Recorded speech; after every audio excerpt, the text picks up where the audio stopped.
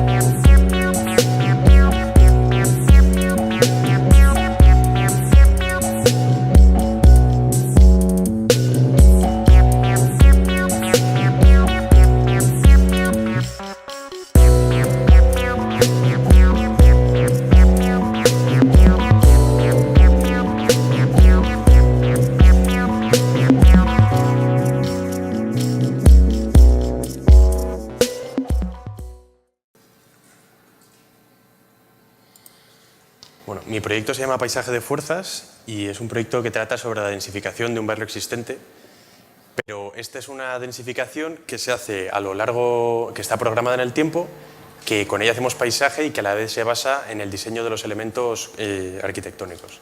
Entonces, nos situamos en Etterstad, que es uno de los numerosos barrios de vivienda con jardín obrera que se encuentran en Oslo y que cuentan con una tierra de nadie alrededor en forma de barreras estructurales y naturales y con unos puntos de accesos muy controlados que lo hacen parecerse a unas auténticas ciudadelas amuralladas a las puertas de Oslo y con total autonomía.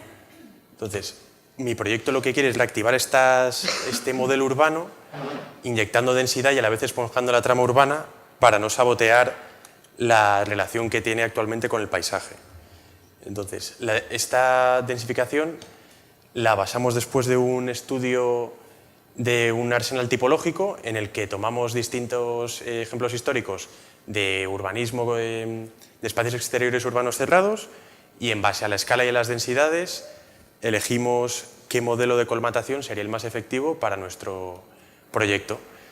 Elegimos la retícula como este mecanismo de control espacial del proyecto y hacemos que estos volúmenes en contacto con la retícula y realizamos algunas operaciones en los volúmenes, esponjando la trama, abriendo vistas, abriendo huecos, surgen nuevos recorridos, con lo que este paisaje se crea también a través de las cimentaciones que están en el suelo, se acondicionan la primera vez en el suelo y están esperando a recibir la siguiente carga.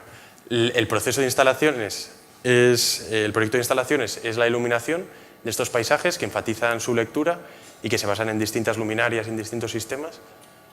Y estos nuevos volúmenes, al colisionar con la trama existente, lo hacen en base a unos estudios de soleamiento, proximidades y distancias que lo convierten en que consiguen que estas viviendas se coloquen siempre en un plano superior a 6 metros sobre el suelo y que no tengan interferencias entre los volúmenes existentes y los nuevos.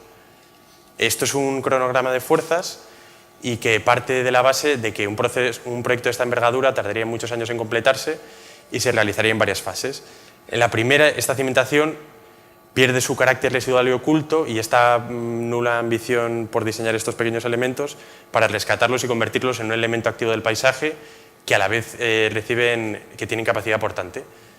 La trama se va colmatando en base a la demanda de metros cuadrados y a lo largo de los años, hasta conseguir su total colmatación en el que estos vacíos se articulan en base a unos...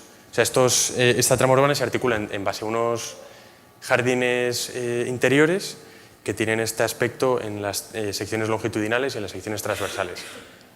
Aquí entramos en la escala del detalle y es donde el paisaje de fuerzas se centra toda su energía en la consecución de esta pequeña escala con la que desarrollamos el paisaje. Tenemos en esta planta mostramos simultáneamente los 5 mundos que hemos llamado los dólmenes en el nivel -1, que son las cimentaciones, las galerías y los búnkeres en la planta baja en contacto con los jardines, y las cabañas, que son las viviendas que se sitúan en un nivel más superior, más luego las torres, que están en las intersecciones y crecen hasta los 45 metros.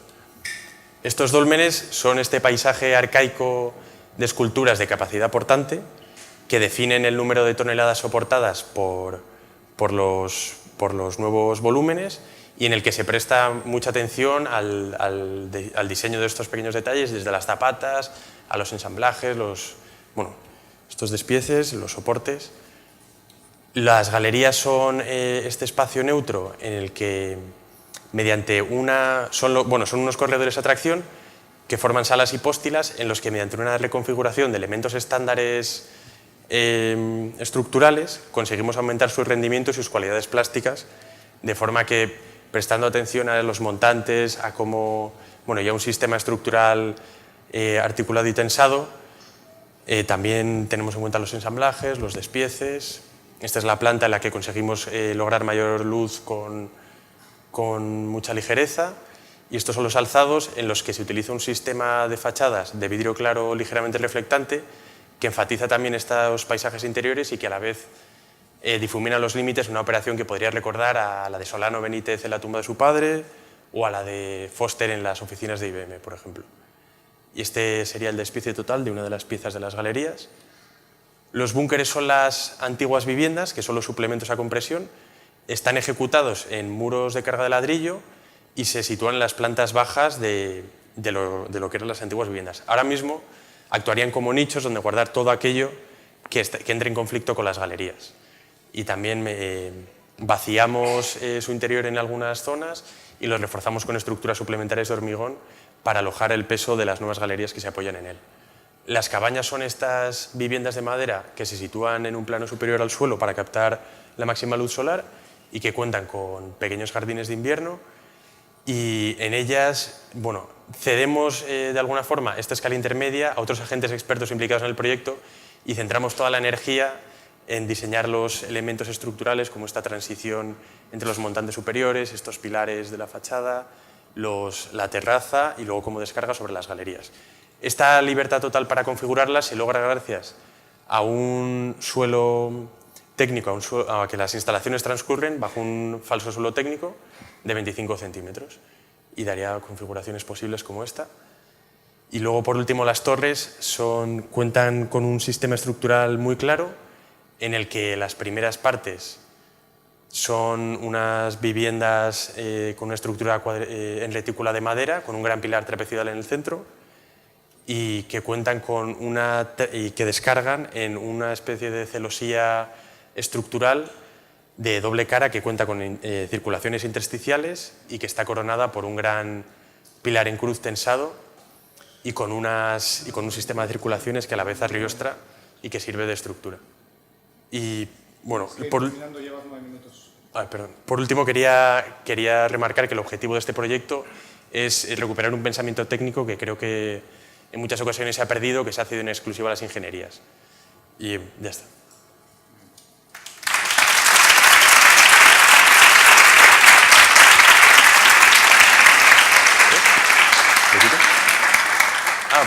Perdón.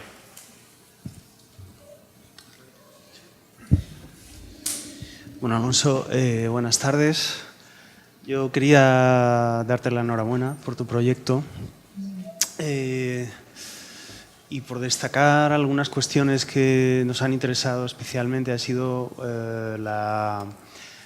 por un lado, hay una propuesta bastante valiente a la hora de eliminar una de las escalas, lo que llamas tú la escala intermedia, ¿no? Que es lo que suele ser objeto de un fin de carrera normalmente, en favor de la definición de estas otras dos escalas, digamos, que polarizan las ecuaciones intermedias, que serían la de estos detalles o casi como protoformatos arquitectónicos que luego permiten distintas maneras de ocupación, y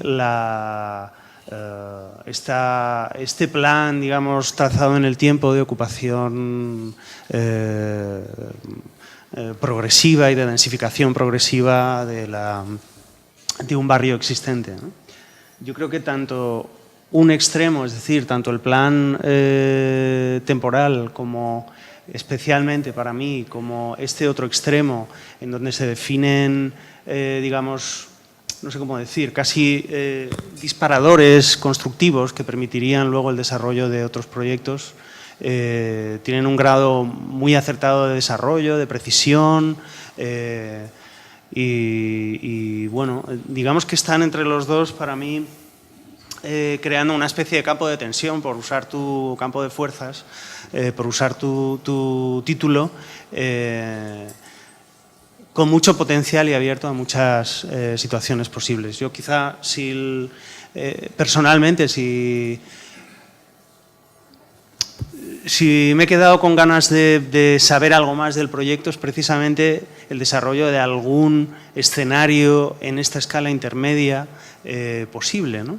Y ver también si los desarrollos posibles de estos escenarios en las escalas intermedias podrían haber influido en el modo de, digamos, de crecimiento, de densificación de la propia actuación. Es decir, mi pregunta, o para mí una de las cuestiones más interesantes que abre tu proyecto es pensar si este campo intermedio de no actuación en tu proyecto es lo suficientemente dócil como para no producir cambios en la densificación futura de esta actuación, o si por el contrario sí podría crear, digamos, contaminaciones sobre este plan general que tú has trazado tan brillantemente. Muchas gracias y enhorabuena. Gracias.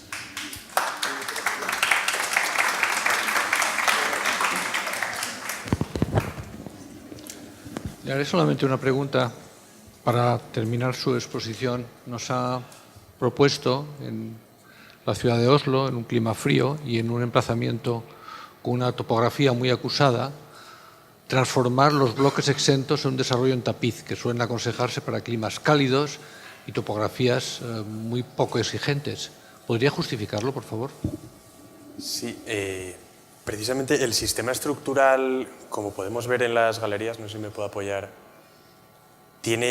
la retícula es un método de colmatación que se ha demostrado muy efectivo y muy simple a lo largo de la historia, y mediante los estudios de soleamiento y de estas distancias y proximidades creo que consigo no alterar lo suficiente a las viviendas existentes como para alterar su relación con el sol y con el medio ambiente y con el medio. Y este sistema estructural es tan flexible y con unos elementos tan pequeños que permite salvar estos desniveles de forma muy simple, simplemente acortando las longitudes de los pilares y manteniendo este sistema de montantes de la fachada, con lo cual estas adaptaciones se realizan de forma bastante natural y bastante fácil.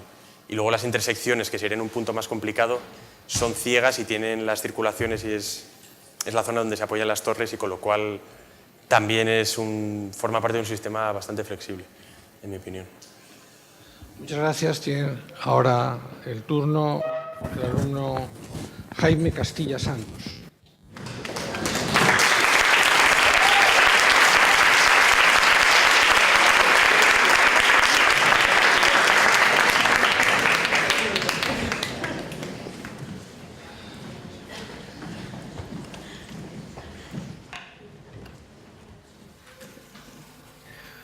Bueno, buenas tardes a todos. Hoy me gustaría hablaros de una ciudad que conocí hace un par de años y me dejó totalmente impactado. Es una ciudad que, al contrario que la gran mayoría de ciudades del mundo, lleva decreciendo más de 60 años. Su nombre es Detroit. El presente proyecto se apoya en una intensa labor de investigación con el fin de buscar alternativas a los modos de entender y actuar en la ciudad, proponiendo además una intervención global en el territorio. Detroit se convirtió en la primera mitad del siglo XX en la cuna del automovilismo. Su población se disparó exponencialmente debido a un flujo incesante de inmigrantes que venían a trabajar a las líneas de montaje. La ciudad se transformó en menos de 30 años, en menos de 30 años a ser una pequeña capital, la ciudad pasó en menos de 30 años de ser una pequeña capital de provincias a la cuarta ciudad más grande de todo Estados Unidos, apostando por un modelo expansivo de baja densidad. Para que os hagáis una idea de la escala territorial que ocupa hoy en día, podríamos meter a Manhattan, Boston y San Francisco en el área metropolitana de Detroit, y su población a día de hoy es 5 veces menor. Lamentablemente, los organismos municipales dejaron el diseño de la ciudad en manos de la gran industria automovilística, con el fin de favorecer su desarrollo y asentamiento. Sin embargo, a partir de los años 50, el sector entró en bancarrota y comenzó a abandonar la ciudad, dejando tras de sí un territorio extremadamente fracturado, con una infraestructura obsoleta y una sociedad condenada a vivir el fracaso y declive posterior. Actualmente, hay más de 105.000 parcelas vacías, unas 50.000 viviendas abandonadas y más de 30 kilómetros de suelo infrautilizado. ¿Quién iba a imaginarse que la idea del eterno crecimiento fallaría? Este proyecto busca reorientar el futuro de Detroit, reconectar el tejido urbano desaparecido e impulsar la identidad de la ciudad a través de la interacción con sus ciudadanos. El primer paso ha consistido en recopilar y procesar toda la información cartográfica y mapeos digitales disponibles en la red.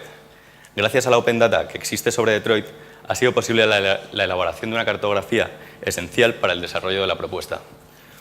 También se ha investigado la utilización de indicadores de sostenibilidad urbana como método de registro y evaluación del espacio físico y de la opinión de los ciudadanos que lo habitan.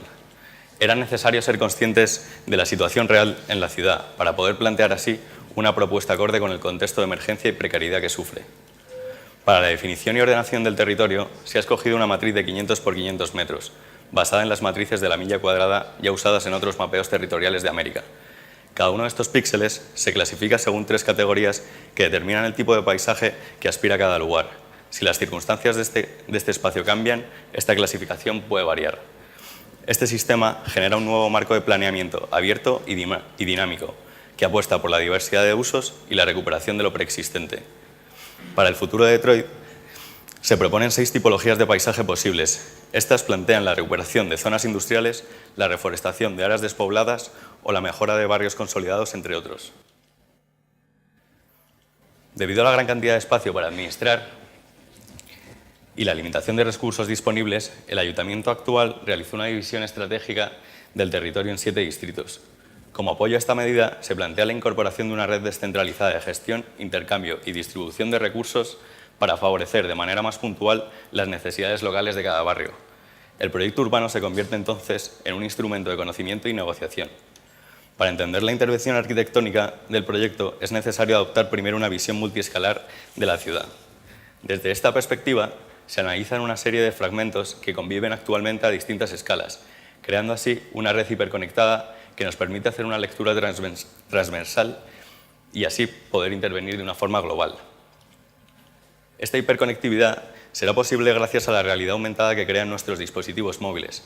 Estos permitirán transformar el modo en que se usa y desarrolla la ciudad.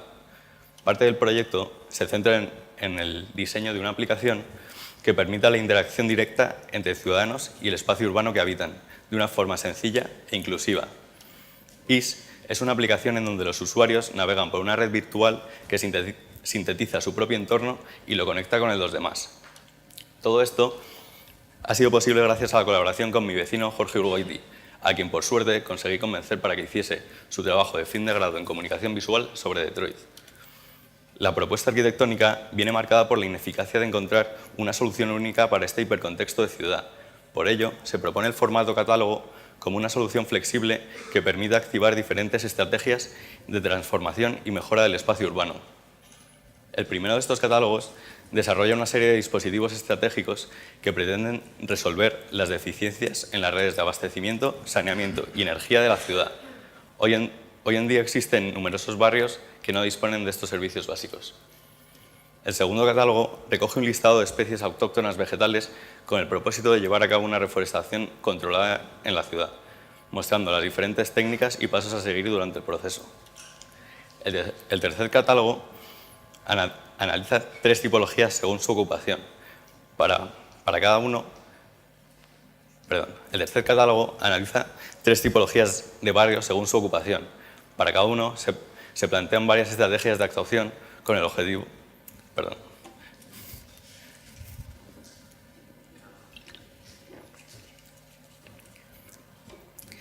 Para cada uno de estos se plantean varias estrategias de actuación con el objetivo de garantizar su desarrollo y un desarrollo sostenible acorde con su capacidad. El cuarto y último catálogo plantea diversas soluciones constructivas para fábricas abandonadas. La gran mayoría de estos espacios fueron diseñados por el arquitecto industrial Albert Kahn, lo que hace posible generar un catálogo de soluciones comunes a todos ellos. La reactivación progresiva de estos espacios evitará que se conviertan en ruinas y con ello podremos dar una segunda oportunidad a estas megaestructuras de hormigón. Este proyecto no pretende cerrarse hoy aquí y por ello he mandado el vídeo que vais a ver a continuación al alcalde de Detroit. Espero que os guste. You are about to witness the very exciting story of a city and its people. It is a story of a city seeking new horizons in a resolute contest with great challenges. That city is Detroit.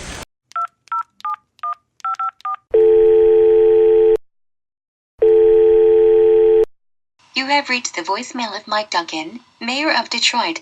Please leave a message after the tone. Good morning, Mayor Dugan. My name is Jaime Castilla. I'm an architecture student from Madrid calling you to talk about my final thesis. It's about Detroit. As you better know, the city has been suffering more than 5 decades of urban decay. The population decreased every year, and the footprints of the automobile industry had left a landscape of ruins and abandoned neighborhoods. But I have seen a lot of potential and great opportunities in Detroit. I believe it could become the city of the future and an example to other shrinking cities. This type of city understands the planning and urban development as an open and dynamic process, based on free information and citizen participation. We have developed a plan where the city will be connected to its citizens through technology, making them part of the transformative process and decision making. The resources of the city will be managed by the real needs of each neighborhood in order to achieve an urban scenario in harmony with the landscape. This plan understands architecture as part of a global purpose for the city, respecting the existing conditions and the construction systems from the area. It also provides some catalogs with a variety of solutions for rehabilitation, reforestation, and reuse of the declining and industrial areas. I hope we can talk more about it. I would love to share my work with you or anyone interested. Thanks for your attention. Sugar man, won't you hurry? 'Cause I'm tired of these.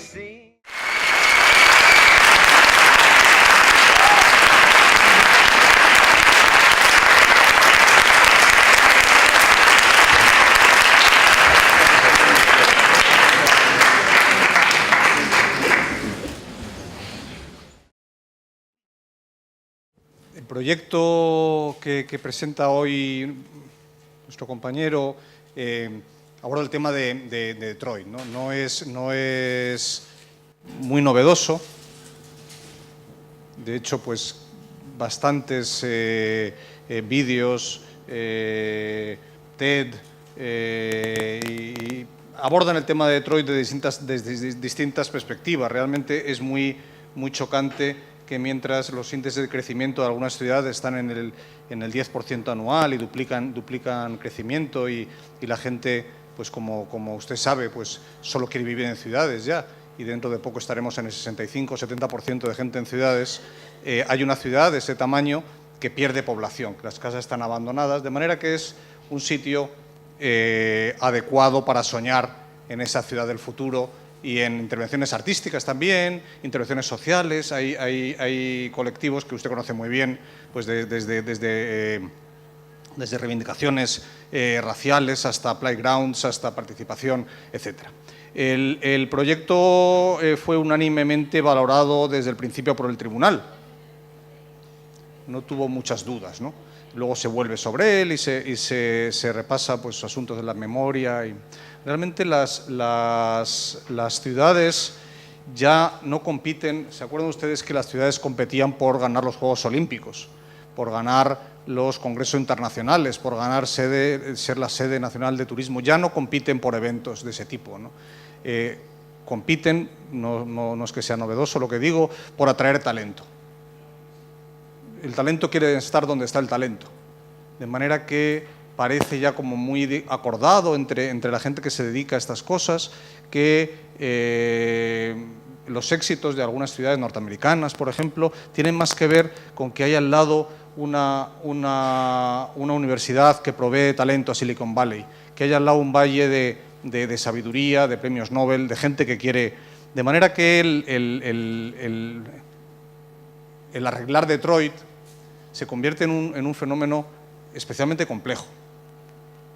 Es decir, si la ciudad es también más o menos admitido como el fenómeno más complejo que ha creado el ser humano, lo que nos diferencia de otros extraordinariamente de mamíferos cercanos, ¿no?, que son capaces de comunicarse, de compartir bananas, de hacer muchísimas cosas parecidas a nosotros, pero incapaces de entrar en el Bernabéu y ordenarse, pues incapaces de vivir en la ciudad, nos volvemos personajes civilizados. Parece que las decisiones en una ciudad, y usted estaría de acuerdo, yo creo, serían más del orden de economía territorial, de economía urbana, de otros asuntos que hoy quizá no se han nombrado, ¿no? Claro, es un proyecto fin de carrera, no intenta, digamos, arreglar un asunto de dar trabajo a esas familias para meterlos en 50.000 viviendas. Entonces, lo que yo estoy dilucidando, digamos, es si el proyecto tiene suficiente entidad y brillantez para, desde una perspectiva de fin de carrera, abordar una complejidad como es la pérdida de población, la ruindad de la ciudad de Detroit. Si esos proyectos de participación ciudadana, la participación ciudadana es un asunto que a mí me está, digamos, me violenta a veces, digamos, la poca profundidad que hay sobre eso, ¿no? Que claro, todo el mundo queremos que haya Open Data, que todo el mundo participe y que de manera que lo que habría que pactar, digamos, en ese señor que se llamaba Arnhem, en la escala que decía que lo que le preguntas a la ciudad no es para forrarte, o realmente lo que le preguntas va a ser efectivo cuando se propone, hay gente que propone lo de leer y escribir urbanismo, read and write urbanismo antes de votar, antes de opinar, porque si no las aplicaciones de móvil para votar... Bueno, la pregunta que yo me hacía es, en esta propuesta del alumno, ¿tiene suficiente entidad y brillantez para abordar el problema de la ciudad de Detroit? Y mi respuesta es sí.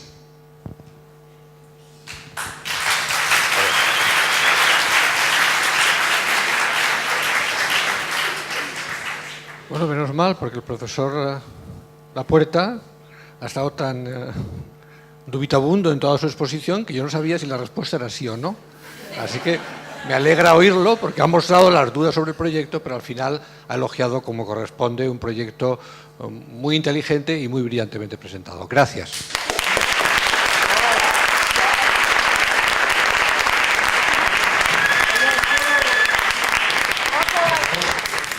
Mónica Esteban González puede subir al escenario.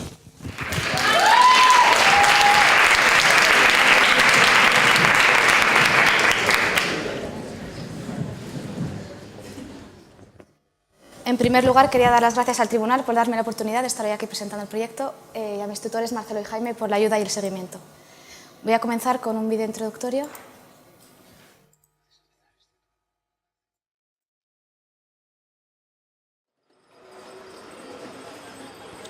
El 2 de marzo de 2015 a las 12 horas y 3 minutos, una vaca como otra cualquiera del Yetabain y Paul pasta los restos de la cena de la familia Ratov.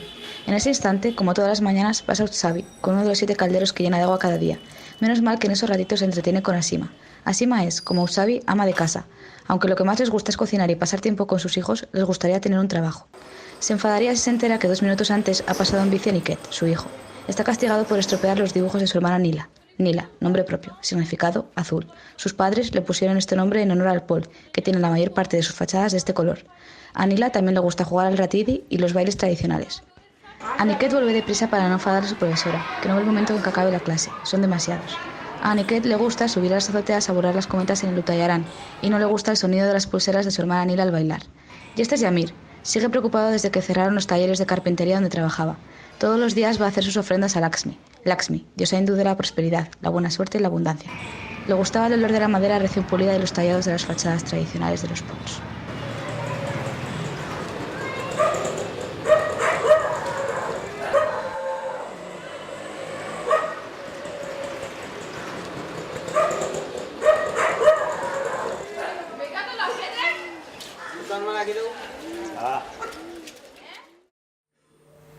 Ahmedabad se nos presentaba como una de las ciudades con más tradición histórica del norte de la India.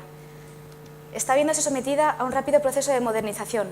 El aumento del tráfico, la llegada de nuevas formas comerciales, las nuevas construcciones en altura y el aumento exponencial de su densidad de población han generado una crisis que pone en riesgo un entorno con un grandísimo valor patrimonial y amenaza con acabar con unas tradiciones muy arraigadas. El deterioro progresivo y la falta de medidas gubernamentales ha llevado a la puesta en marcha de una iniciativa que promueve la protección de este valioso casco histórico, la ciudad amurallada, cuyo auge patrimonial lo encontramos en los pols, que se encuentran en su mayoría en el distrito de Cadia. Los pols son unos barrios residenciales con un tejido muy característico que proclaman unos fuertes valores sociales compartidos. Cada pol es y funciona como una gran familia. Se localizan en estos 4 grandes potenciales sobre los que se sustenta la propuesta y son el gran sentido de la comunidad, el concepto de propiedad flexible y abierto, la variedad tipológica y las azoteas habitables, el vacío, la oportunidad. La seguridad que proporcionaba dicho carácter familiar ha sido probablemente la razón por la que tantos colegios se han ido asentando en los pols, pero las amenazas que antes citaba están provocando que estos lugares ya no sean tan seguros para los niños, donde apenas ya no hay espacio para ellos. La propuesta se localiza concretamente en el Yetabainipol, que posee 2 de esos colegios. Se realiza un exhaustivo trabajo de toma de datos in situ y posteriormente con la ayuda de esa maqueta, estudiando las carencias actuales del espacio público, analizando las tipologías existentes y el estado actual de las mismas, subiendo a cada azotea de cada vivienda y observando su uso, los desniveles y cambios de altura. Este análisis concluye con la selección de estos edificios para la propuesta, siendo 2 de ellos los colegios. Como puede observarse en la planta de cubiertas del estado previo, la localización de estos, sus relaciones de proximidades y los usos que acogen o acogían en el pasado llevan a cabo un proceso intuitivo de recorridos, experiencias espaciales y posibles conexiones que concluirán en este estado final. La propuesta para cada edificio responde a un catálogo de 8 tipos de intervenciones combinables, que a su vez resulta de un catálogo previo de necesidades comunes. Se parte de una base programática educativa, con la que se pretende un desarrollo tanto en ámbitos culturales como productivos, siempre con componentes tradicionales. Esta relación con los diferentes programas hará que se recuperen las labores artesanales de los pols, cuyo fin repercutirá en muchos aspectos, principalmente en el campo social, recuperando así el sentido de la comunidad, y también en el campo económico, recuperando negocios familiares perdidos. Atendiendo a cada situación existente y a la disposición de los edificios de la propuesta, se opta por crear 4 focos reactivadores. Este es el primero, el foco aromático. Acoge principalmente uno de los colegios y una fábrica familiar de perfumes, la única que perdura y sobrevive a la crisis, negándose a acabar con siglos de tradición de unas técnicas propias del pol. Se reactiva con la incorporación de talleres de herbolaria y perfumería conectados con el colegio, ampliando así este. Este es el foco tradicional. Se aprovecha su situación céntrica, sus dimensiones y usos actuales para suplir las carencias existentes en cuanto a espacios de culto, ofrendas y meditación. En las javelis, que son las viviendas tradicionales con más antigüedad del pol, se propone un plan de actuación con un programa cultural que supondrá la financiación para su mantenimiento. El bloque comunitario dará lugar a espacios polivalentes para celebraciones y festividades. Este es el foco productivo. Su punto clave es el colegio infantil. Se suplen sus carencias espaciales con la conexión con el edificio frontal, aprovechando la proximidad de sus plantas superiores. No solo se da solución a esas carencias espaciales, sino a la actividad que acogen, dando cabida así a nuevas formas educativas para el desarrollo de la creatividad y el arte. Este foco posee también los nuevos talleres autogestionados con los que se recuperarán las labores tradicionales perdidas, donde se trabajarán los textiles, la cerámica y la madera. Y por último, el foco habitacional. Surge tras comprobar que un número elevado de alumnos de ambos colegios proceden de lejanos centros de acogida. Se propone así la creación de un centro de acogida autogestionado por los habitantes del pol, aprovechando el carácter familiar de este. Este programa lo acoge una vivienda tradicional deshabitada y se conecta con las azoteas de los bloques comunitarios frontales, colonizadas con programas auxiliares a dicho centro. Por último, serán conectados con la ampliación del centro religioso jainista, el más frecuentado en el distrito de Cadia.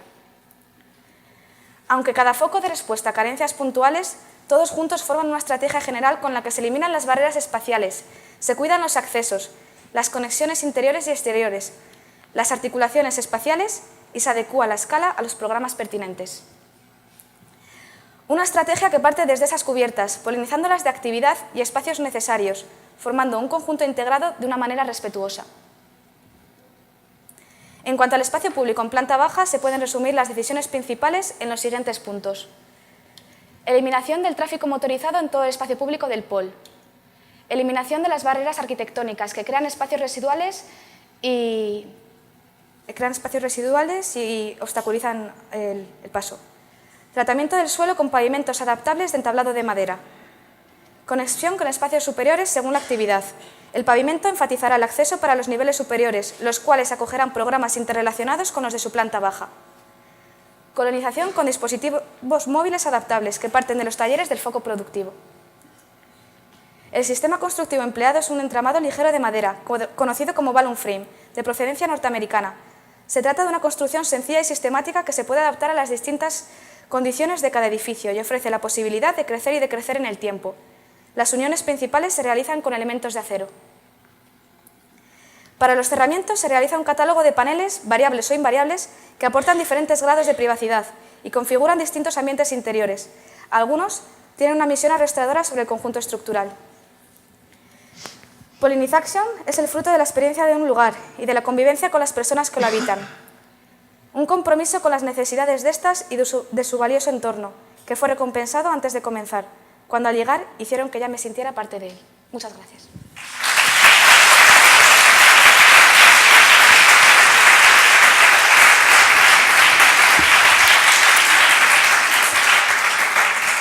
Muchas gracias, Mónica. Bueno, la opinión, digamos, o la impresión que nos dio tu proyecto desde el principio era, digamos, que quedaba enormemente validado por las primeras fases de investigación, de toma de datos, de realmente de investigación y de reconstrucción de una realidad determinada, en este caso en uno de estos pols de Ahmedabad, que es donde tú trabajas, ¿no? Yo creo que este inicio del trabajo tuyo es realmente extraordinario, ¿no? Hay como una asunción de la realidad existente como parte de material constructivo para el proyecto, que yo creo que te facilita mucho el desarrollo posterior del proyecto, ¿no? Pero al hacer un trabajo tan completo inicial a la hora de saber cuáles podrían ser las necesidades reales de este vecindario, realmente, insisto, queda muy validada las decisiones que luego tomas más adelante, ¿no? Quizá también creo que hay otras cuestiones que son bastante robustas en el proyecto, que son esta especie de casi de manifiestos en relación sobre por dónde hay que empezar y por dónde hay que terminar, ¿no? Tu opinión personal en relación con el proyecto es empezar por la cuestión de la educación, ¿no? Yo creo que también es una cuestión... Bueno, yo creo que es una cuestión propositiva tuya y como tal se podría discutir, pero me parece que es un buen arranque inicial, ¿no? Quizá una vez que vas avanzando en el desarrollo del proyecto, pues aparecen evidentemente incógnitas, ¿no? Como por ejemplo, tú lo has mencionado, ¿no? ¿Cuáles serían algunas de las fuentes de financiación para el mantenimiento de estas actuaciones o no? Pero quizá, digamos, falta un poco reflejar al menos o tener una visión un poco más completa de cuáles serían las fuentes económicas en favor de la construcción, reconstrucción o densificación de estos barrios, ¿no? Porque da la sensación de que no sería posible una construcción autogestionada al 100% de tu proyecto, ¿no? En principio, ¿no? Claro, siendo muy optimistas, y tú lo eres, quizá podría ser posible, ¿no? Pero hubiera sido, yo creo, muy interesante el establecer como escenarios en donde, dependiendo de la cantidad de financiación, de las vías, etcétera, pudieras haber desarrollado, digamos, alternativas más o menos completas en relación con lo que son tus ambiciones en torno al estado final del proyecto, ¿no? Y por último, dentro de que, de nuevo, yo creo que es un proyecto extraordinario y todos tenemos muy claro su calidad, quizá dentro de este optimismo del que yo hablaba, yo me pregunto si hay un momento en que el grado de actuación sobre la masa edificada existente empieza a hacerle a uno dudar si no sería más razonable una transformación de esta masa edilicia más que, digamos, trabajar encima de ella. Es decir, por un lado, el estudio que haces de la realidad del barrio, con toda su fascinación, sus detalles, etcétera, hace que uno piense que, claro, que lo construido, ese tejido construido está enormemente consolidado.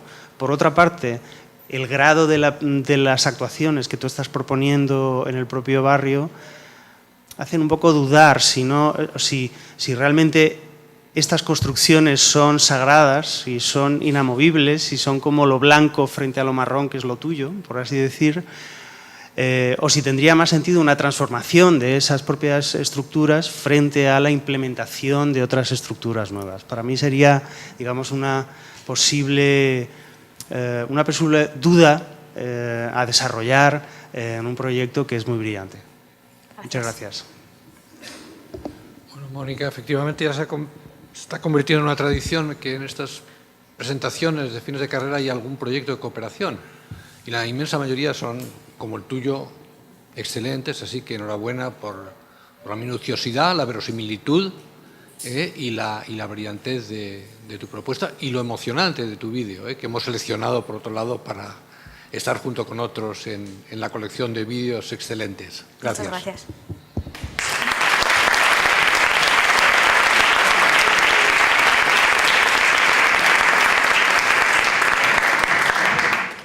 Ana Begoña Maeztu Menéndez.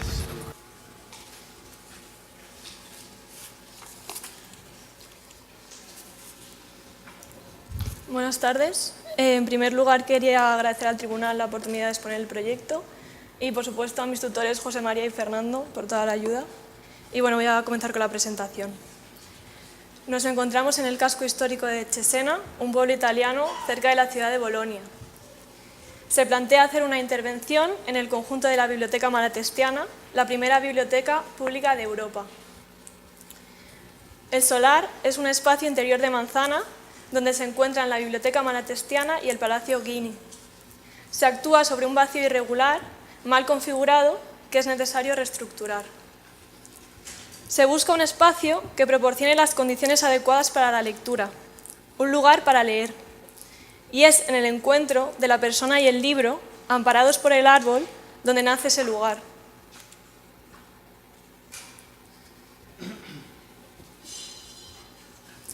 A partir de un sistema arquitectónico se consiguen articular los espacios dentro del solar, dotándoles de un nuevo sentido dentro de Cesena. El sistema parte de la escala del humano para después buscar el encuentro con la ciudad.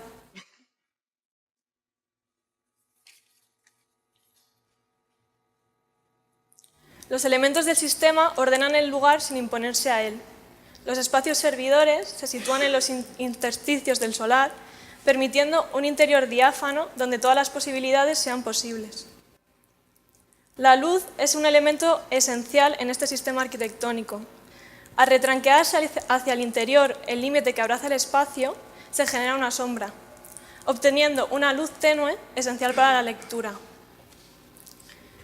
Con un mismo sistema se producen espacios diferentes al ir ganando altura y alejarse del ruido de la ciudad. El silencio hace que el espacio cambie. Los dos mundos, el subterráneo, alejado de la luz para los libros, y el espacio donde se juega con la luz del día para leer, la claridad y la penumbra. Es la planta sótano la que liga los núcleos de comunicación del proyecto, que siempre parecen desconectados. El acero es el material que permite ensalzar la arquitectura dintelada. No se trata aquí de salvar la máxima luz posible. Lo que se ha hecho es coger la escala humana, la del hombre leyendo, y dimensionar los elementos para consumir la menor cantidad de materia y dejar pasar la mayor cantidad de luz natural filtrada. La esbeltez, por tanto, no es algo ex profeso, sino que es el resultado del encuentro de la persona, la luz y la ciudad. Las uniones en este sistema no son soldadas, sino por tornillería. Se quiere favorecer así que, además de montarse con facilidad, se desmonte con la misma facilidad en el caso de que se deba intercambiar alguna pieza. En este sistema hay 3 elementos principales: el pilar, la pretina y el capitel. En el diseño del pilar ha sido determinante que no fuera interrumpido por el elemento horizontal. De esta manera se permite que las instalaciones se conduzcan a través del mismo. La pieza que resuelve este encuentro es la pieza del capitel. La pieza de la pretina, con su forma, permite la adecuada transición de las cargas y tensiones al pilar, además de reducir el bandeo del mismo. Y, por supuesto, al tratarse de un sistema metálico, se han estudiado y solucionado los puentes térmicos, que es muy importante. El pilar funciona como un gestor de flujos, donde bajan las cargas gravitatorias de viento y sismo, bajan las aguas pluviales, suben y bajan los flujos de agua de calefacción radiante y de aire acondicionado. A través de todas estas acciones, el sistema se lleva a su máxima expresión, con el menor número de elementos. Y quería acabar con un texto que dice lo siguiente: el espacio al aire libre, que siempre ha estado ahí, se superpone con el espacio envuelto por el delicado sistema estructural de vidrio y acero, y crea una doble capa ambigua, una condición espacial única que nos permite reconocer los ambientes simultáneos, donde coexisten plantas, muebles, edificios, geografía, todo lo de dentro y todo lo de fuera. Taro Igarashi. Muchas gracias.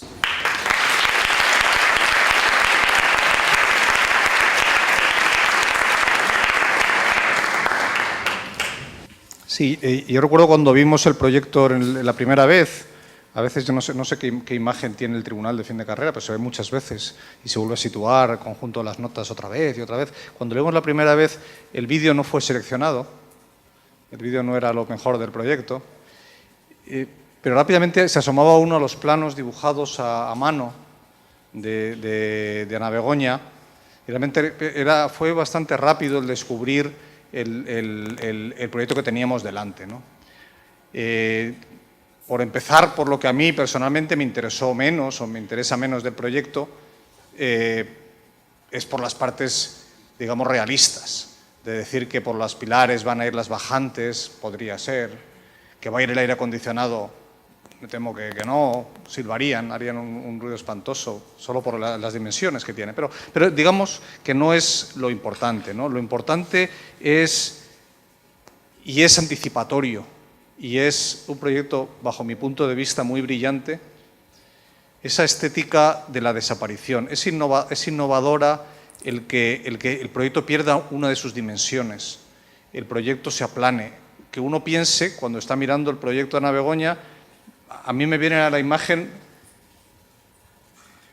tablas de Giotto, por ejemplo, ¿no? de la Visitación a la Virgen, imágenes de ese gótico donde la arquitectura parece como un poco falsa, como si quisiera compartir marcos escenográficos, como si quisiera subrayar.